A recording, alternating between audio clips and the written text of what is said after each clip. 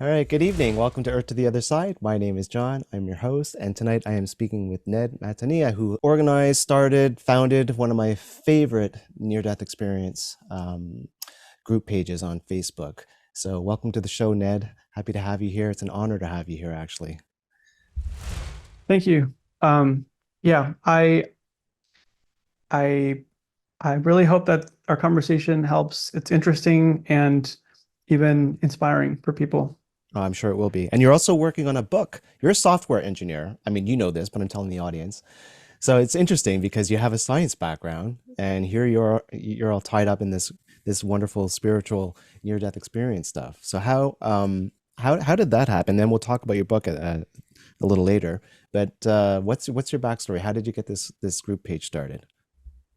Um, well, how you said it, like I'm definitely like a scientist at heart, and I've always like I often tell people that when I describe myself is that I've always thought like how does everything work? Or I want to understand things. I want to understand fact from fiction because in the world, even on the internet, there's a lot of fiction and even like conspiracy theories. And I'll add, some of them are true. I'll say that, but I'll say a lot of them are not.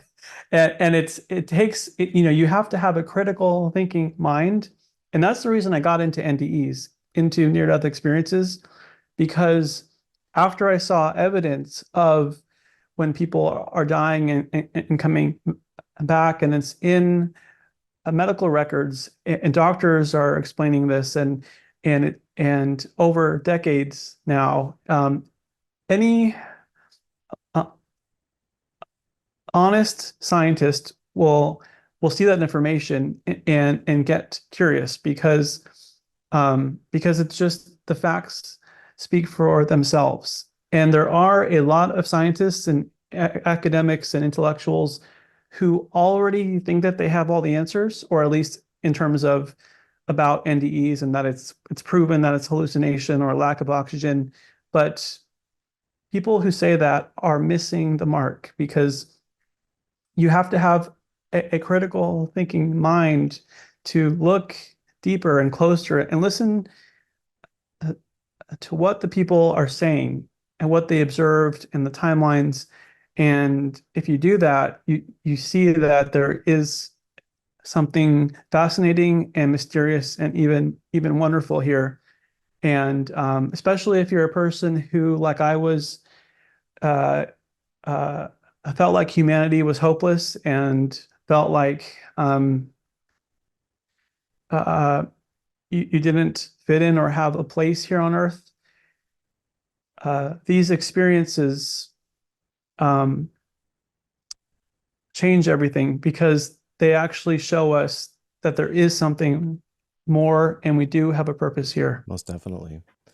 So, do you remember I can like I'm putting you on the spot, but what first inspired you? Like, how did you head down the old NDE rabbit hole, so to I speak? I remember in high school, I I ended up because I'm a scientist at heart. At that time, I got into atheism because I thought the evidence pointed in that direction. And I took a biology class in high school, and we learned about evolution and how at atoms became molecules, and then eventually on Earth we have our carbon and our water here, and eventually life happened almost as an accident. It was just the right conditions happened randomly, and all of a sudden we had life. And so I saw life as an accident, like a lucky accident. And if you ask a typical scientist, a lot of them will actually say this and say, yeah, there is no, like everything boils down to physical things and atoms.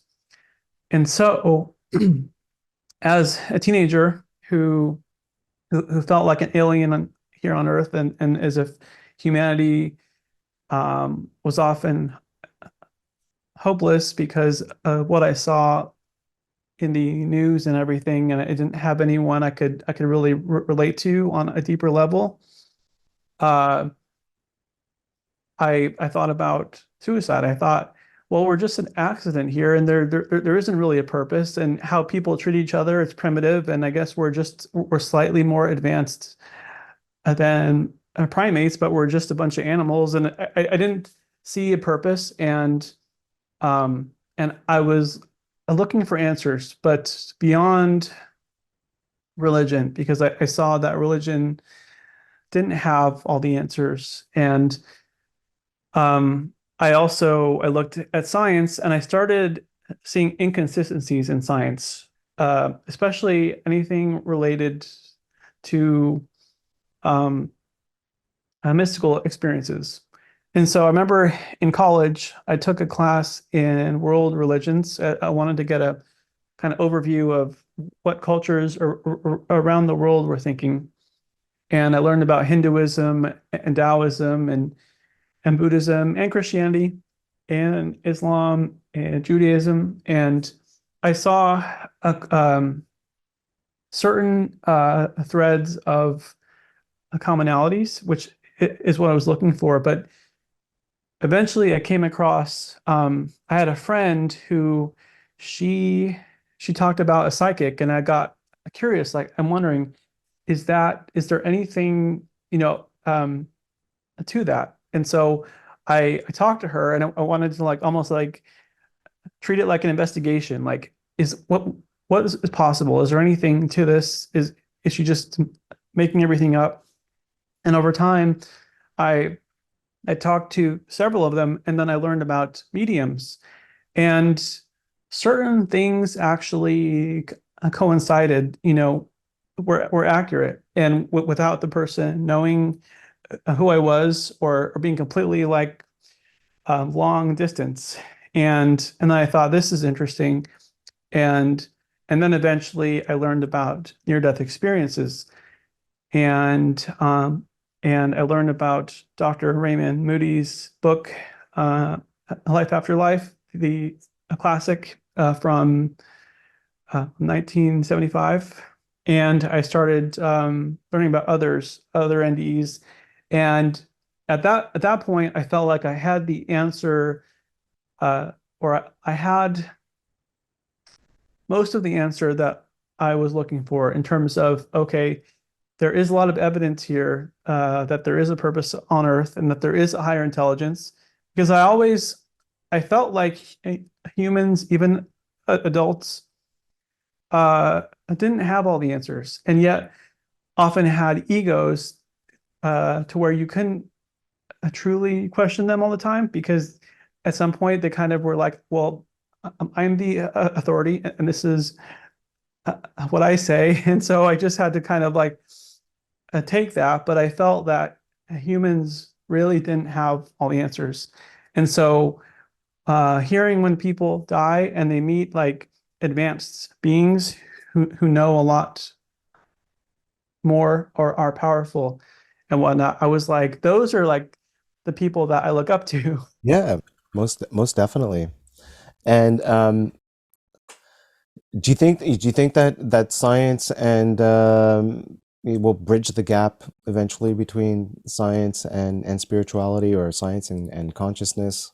I hope so, because I definitely like, I don't know how long it could take, but I definitely see how like everything that's happening has to be supported in some way by science. Perhaps it's just a science that we haven't fully explained yet or discovered yet. Just like with radio waves and X-rays and technology, they always existed before we actually understood them or recognized them. So I think like consciousness, or like our souls and the interface between how they actually enter our bodies and merge with our brains and control us, or that interface. Like I think uh, the more honest science is, and I put that in quotes, but the people who are doing science are uh, the faster we can kind of evolve. We still have a lot of scientists who are stubbornly just not looking at the data honestly, and they're and they're rehashing the whole lack of oxygen arguments and hypoxia arguments and aren't listening to actual experiencers or the researchers who have studied these for decades. And so uh, those attitudes kind of slow us down, but ultimately the people who are open and honest, um, like I think it was even a near-death experiencer named Mellon Thomas Benedict, who he had his NDE in 1982 of a brain tumor. He used to be a cynic about humanity, like I was, and he felt like humanity was hopeless. And then he had an NDE that changed his whole view, and he came back completely like with a new eyes. But he talks about how like it's all physics, and even if it's just physics or science that we don't yet understand. Evan Alexander, too, the neurosurgeon, I love how he explains everything because he's very intellectual and smart, and I can relate with him in that aspect. And so how he explains, uh, how religion or spirituality and science are basically two sides of a coin, and that like everything that's happening when people have intuition, especially experiencers who it's like their intuition gets opened up, and they often know other person's thoughts accidentally, or everything that happens, this is happening, and the fact that it's happening is data. And so true science is like, okay, this is happening, there has to be something behind it, and eventually perhaps we will understand more of it. Um, Or it'll produce a lot more unmeasurable science to them and they'll become so overwhelmed and freak out. I think part of it is that a lot of uh, in academia, and I I I feel for this in a sense because a lot of them have a protective sense of like they've either had direct hurtful experiences with religion or knew other people, and so they kind of have this like protection against that. Like anything that even sounds religious or spiritual has to be some kind of made up Woo woo. scam because they're actually trying to protect people from con artists, and there is some of that out there. There are people who take advantage.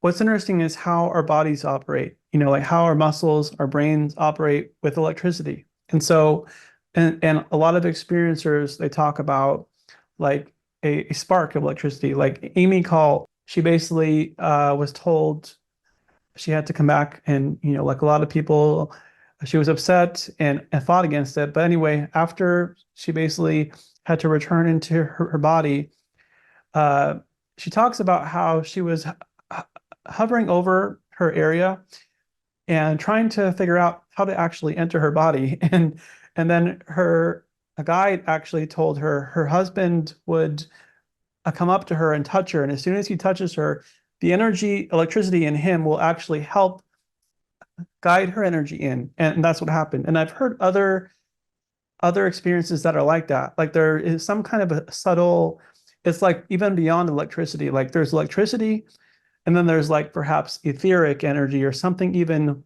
more non-physical. And so I'm fascinated with all this stuff because I know. Because it all comes to down to oneness and connectedness and or how it's all just one energy connected to one God, and we're all just pieces of consciousness of one greater collective consciousness, and that's interesting what you said, because someone in their physical body making contact with our physical body, which we are still connected to because we're still not, I guess the silver cord has not been severed yet because we come back, right?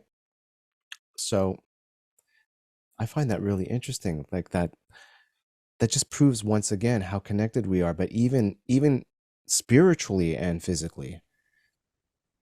We're Exactly. Like I love that it's, oftentimes people, they think it's like magic, or like it like all these experiences are kind of are one thing, and then we have our science and whatnot over here. But no, it's like part of science includes like that connection between the interface of our souls or our spirits and then our physical selves, which run on electricity, which is a form of energy. When you first started your Facebook, the NDE, the near death experience Facebook group, which like it was like 12 years ago, I think, right? Has it been that long? This year it will be 11.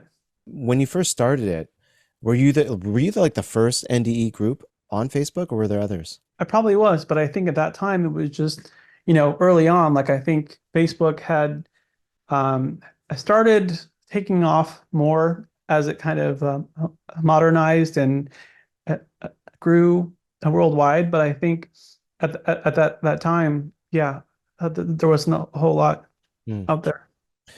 So do you remember, because I know it was a long time ago, do you remember how fast it grew, or how quickly people found you, and how they found you? And So over the years, it has grown organically. Like I haven't ever had to advertise or anything. Like I think just because of the name of it and because of people's curiosity, or they had loved ones who died, or they had NDEs, and they found it, and then their friends actually saw them either posting or commenting, and they got interested. It just kind of grew organically. And so started out, I was the first person and only person.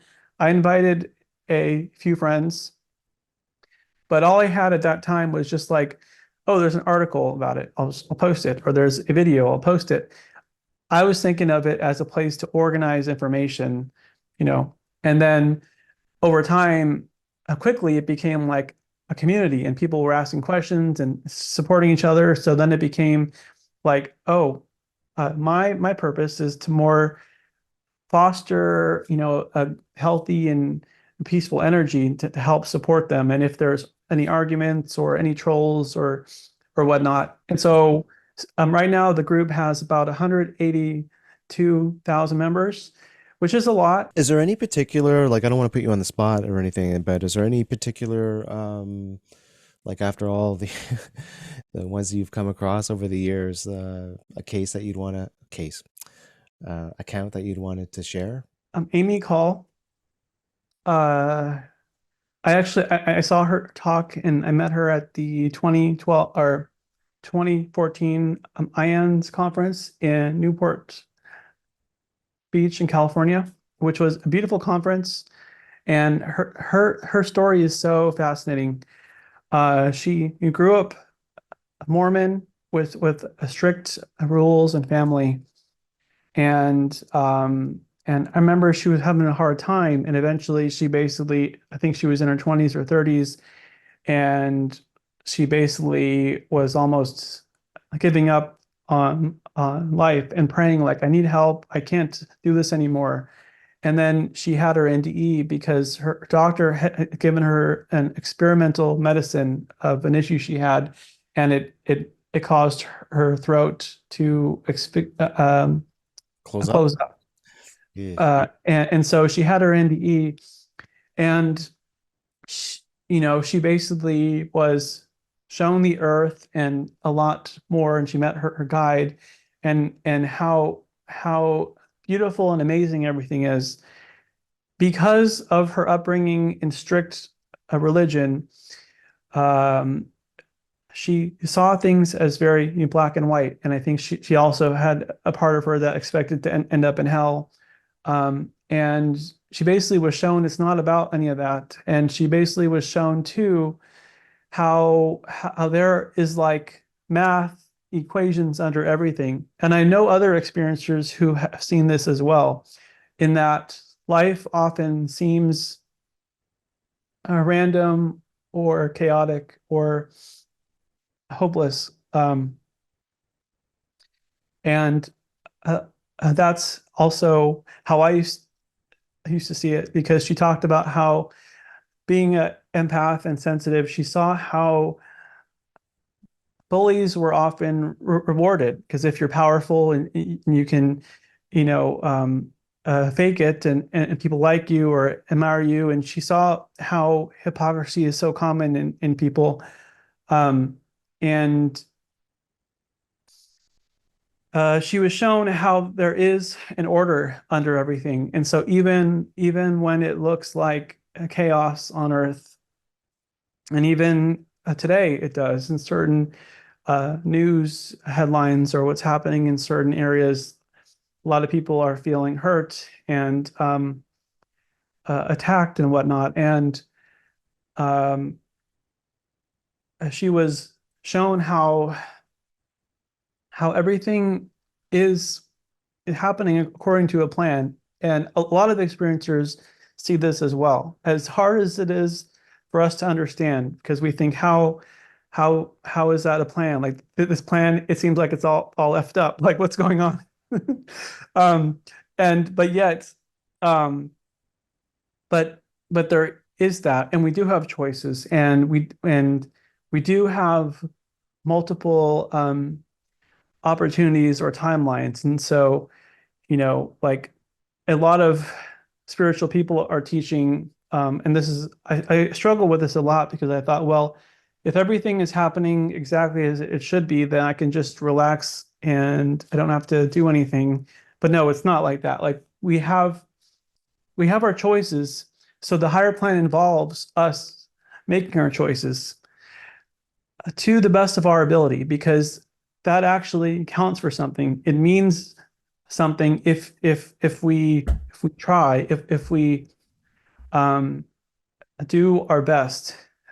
It's not about uh, it's not about uh, overdoing it or just struggling a lot, but it's a lot of experiencers have said like the progress we make here, like on our character or on how we treat others and ourselves, if we improve that and get better at it, we keep that progress, like we keep that experience and learning and growth. And so that's a tangent, but her story is amazing. You can find her story on YouTube if you type in Amy Call, Amycall,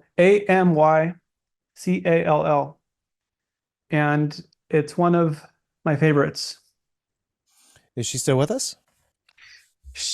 Living, I'm pretty sure she is, but I've learned that she's a private person. And it's interesting the math, life equaling a math equation kind of thing. And I'm starting to really get curious about that because I had a meditation, or I don't know, maybe you want to call it a spiritual transformative experience. It was pretty powerful.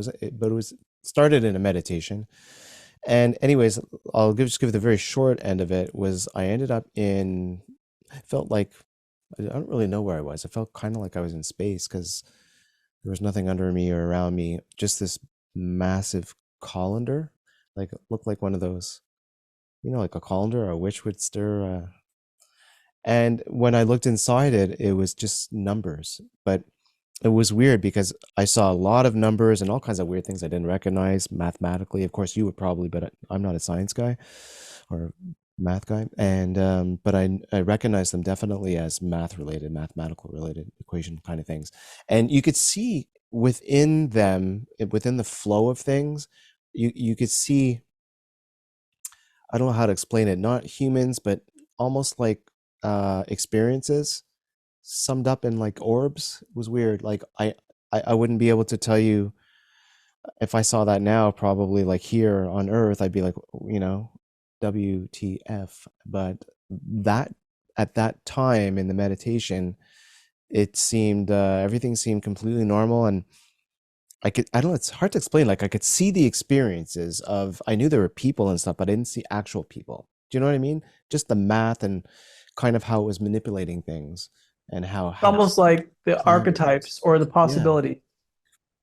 And in astrology and even in numerology, like numbers, like what I've learned when I observe them is there's a correlation, there's a pattern. And when you look at a person's birthday, like the numbers in their birthday and the planets that are happening at that time, the message aligns. Trisha is amazing how she said when she was on the operating table, she was actually watching these angels or beings like helping the surgeons unbeknownst to them. Like, and so we often, but if you think about this, we often have help even if we don't realize it.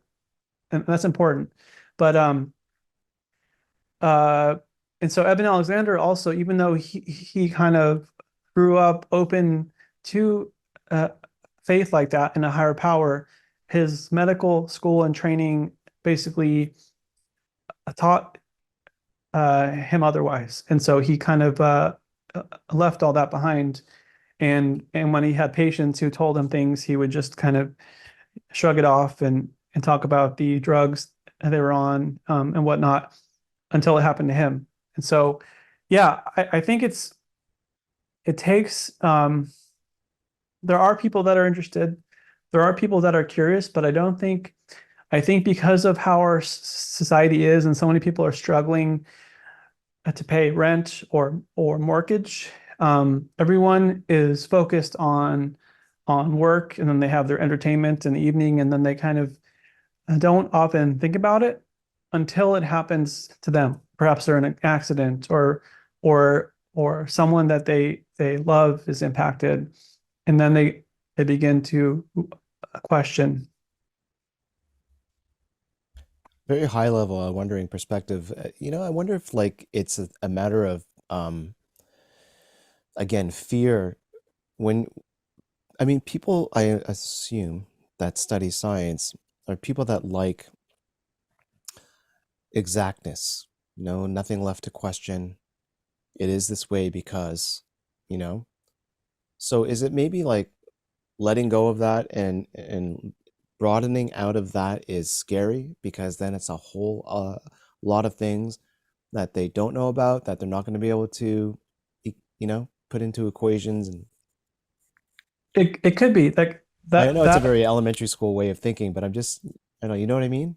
Well, right, because I also like how I think about it as a scientist at heart is that like I don't just believe in things. And so I came around to NDEs after I validated everything and I saw, okay, there's something here because we still have to have critical thinking because tomorrow uh, anyone can basically make anything up. And someone says that that the aliens are coming tomorrow and we have to do this and whatnot. Like we have to have a way of actually checking is there anything to that?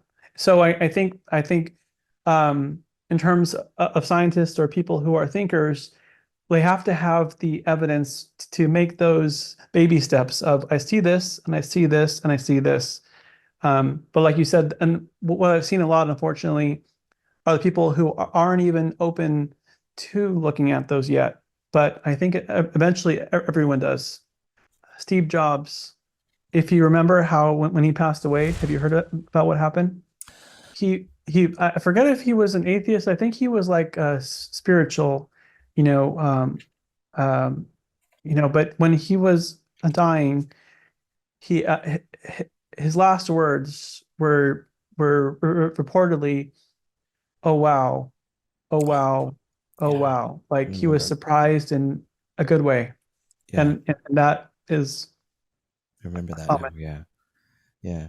And he never even really explained what was happening. I think he died shortly after that, didn't he? Yeah. Yeah. That's pretty, that really sums it up, doesn't it? Maybe he had one of, what do they call that when you have that spike?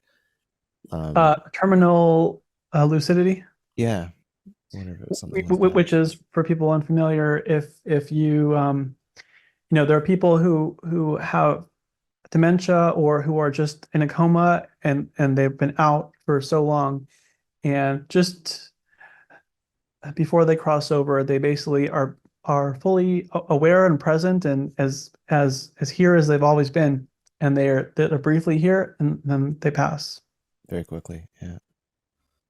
which kind of challenges our ideas of if the brain is deteriorating all that time, how does it suddenly become? uh, better again. Well, perhaps it doesn't exactly work like that. Like our soul exists even beyond the brain, Good and point, so because you mentioned dementia. There's a lot of this happens with dementia patients, right? And but that's again, like I think that's just a matter of that's the connection of spirituality and physicality. Like it's that's the whole that's the word. We don't have a word for this yet, you know? exactly, like it's a continuum, like it's all connected. It isn't as if we have our real world and then we have this magical, Mhm. fairyland. It's like, no, this is all connected. It's connected, and that's a soul, I would say a soul moment, right? Like that's your soul saying goodbye. I'm going to be here. I'm going to be totally lucid, you know. And it's almost like if you can picture like our soul or our body and our brain is here, and our soul at that time is kind of in and out. And so with people who have dementia or Alzheimer's or even in a coma, like there are times when the person's like here and when they're out. And a lot of mediums actually they can pick up people who are in a coma or who are out of their body because they're out and say, "Hey, I'm talking to your loved one here because they're over here and they're not in the body, or they're on this other dimension more than they are in person, at the moment." For all of us or anyone who is listening, like when you feel like you're stuck or you don't know what to do, ask for help. Yep. Yeah. Thank you so much, man. I really appreciate you coming on. It You're welcome. All right, John. was awesome. Nice meeting you.